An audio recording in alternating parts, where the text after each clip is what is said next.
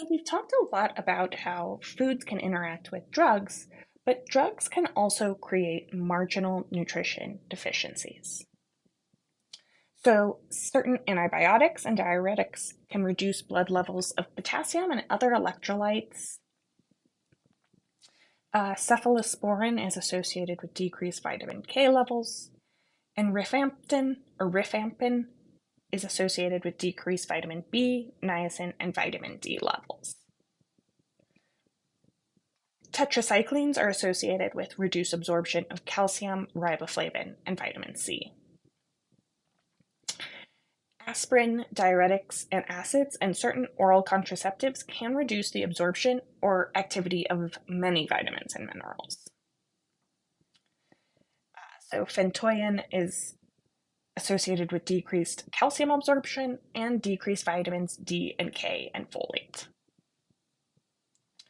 Cholestyramine, remember this from earlier, may interfere with absorption of fat-soluble vitamins. So think about what cholestyramine was doing, was sequestering those bile salts. Methyl dopa is associated with decreased vitamin B12, folate, and iron. And levodopa can cause decreased vitamin B6 levels. So an important aspect of the RDN's job in the ICU or hospital setting is monitoring for the influence of medication administration and enteral feeding. So pharmacists are often unaware when patients are placed on EN. Common concerns are inadequate intestinal absorption of the drug, toxicity, potentially by the lack of degradation by stomach acid, or toxicity resulting from decreased first-pass metabolism. So it really matters where the tube is placed and where it ends. For example, antacids, bismuth, and saccharofurate need to be delivered into the stomach. They cannot be administered in tubes that end in the intestine. Clearly, we want to make sure antacids go to the stomach because that is where acid is. Medications with high first-pass metabolism need to be delivered to the jejunum, that are delivered to the jejunum, the bioavailability can be increased. This includes beta blockers, nitrates, opioids, and tricyclics. And cholestyramine, enteric-coated tablets, and bulk-forming laxatives have higher likelihoods of clogging tubes. Similarly, Savelmer turns into a gel, and antacids bind to proteins, which can additionally block enteral tubes. It's also important that we consider the pharmacokinetics of protein energy malnutrition on medications, and keep in mind that reductions in both adipose tissue and lean tissue can change pharmacokinetics. In protein energy malnutrition, extracellular fluid volume may expand, so you'll have too much extracellular fluid. You may see reductions in cardiac output with reduced hepatic blood flow and glomerular filtration rate, which means decreased excretion.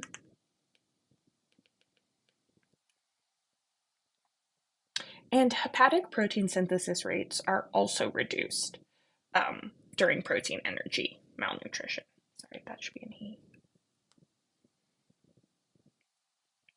We also see reduced transport proteins and regulatory hormones that can influence drug distribution. So think about in protein energy malnutrition, what acute phase proteins decrease? Albumin.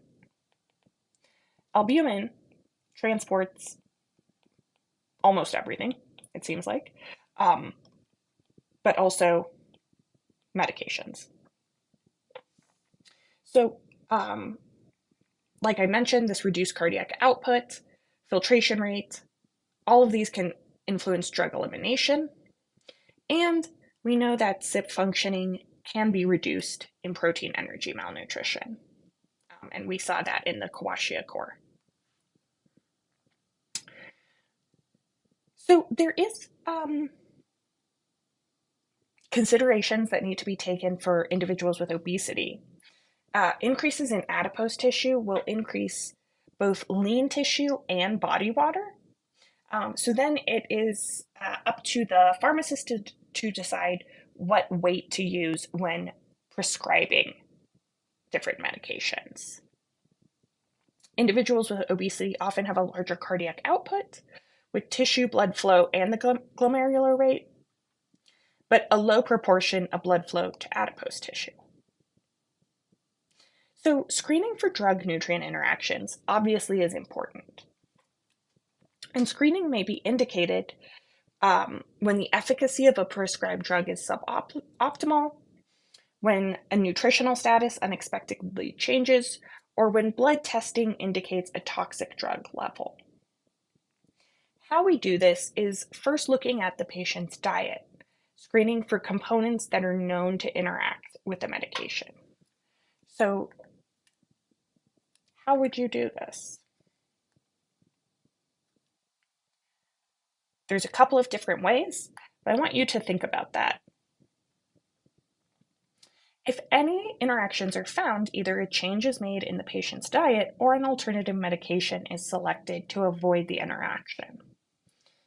The risk for drug-nutrient interactions can be reduced by limiting the number of medications the patient is taking to only those that are absolutely necessary, and by using medications for as short a period as possible. So the registered dietitian, nursing personnel, or pharmacy personnel may take part in the screening process. Patient education is important because the patient has to be actively participating in the detection of possible drug-nutrient interactions. And it is appropriate for family members to be present to look for possible drug-nutrient interactions, especially because the patient themselves may feel overwhelmed, they may not feel well at all, and they may be frightened. So we can prevent interactions, changes in the pharmacokinetics or pharmacodynamics of a medication by nutrients can happen, but basically we just have to look for a change of effectiveness in the medication and see if any foodstuffs may be responsible. And this is important because it can prevent serious medical problems and nutritional deficiencies. Failure to manage and identify nutrient interactions can result in serious medical problems. And undetected interactions can lead to treatment failure that may worsen the patient's condition or even lead to death.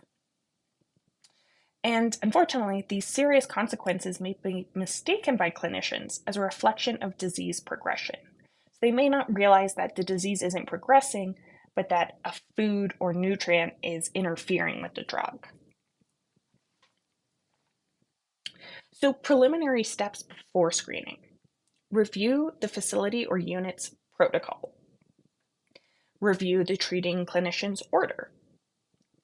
Review the patient's medical history.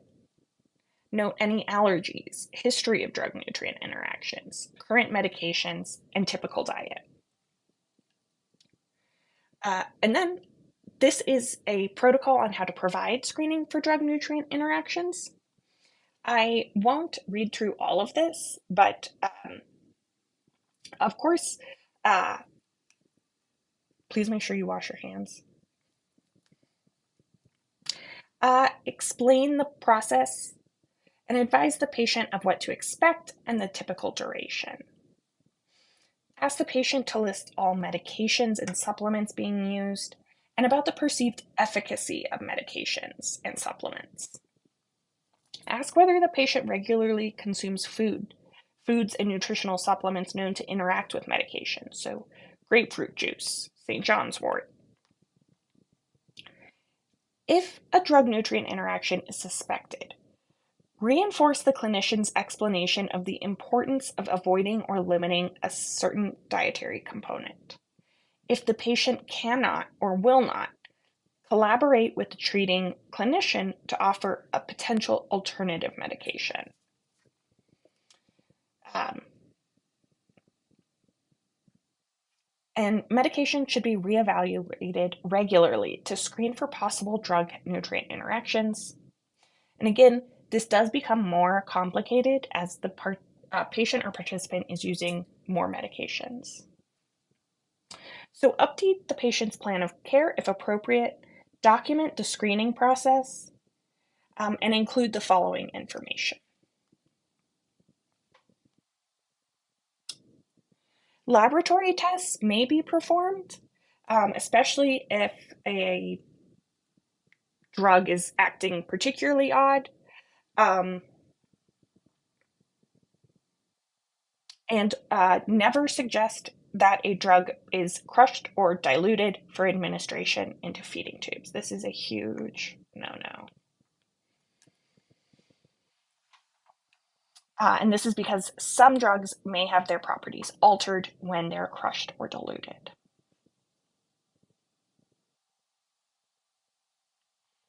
So this is just what to expect after a screening. This is kind of the ideal, that they will not be experiencing the drug-nutrient interaction. Foods will be omitted or replaced, and that the medications that interact with commonly ingested foods may need to be replaced. So it can be important to include the patient's family. This can encourage compliance, provide written information about the drug-nutrient interaction risk, and reinforce the importance of carefully reading all medication labels. And these are some good links to help you, because there's a lot of drugs out there. It's not your job to know all of them, but it is your job to help prevent drug-nutrient interactions.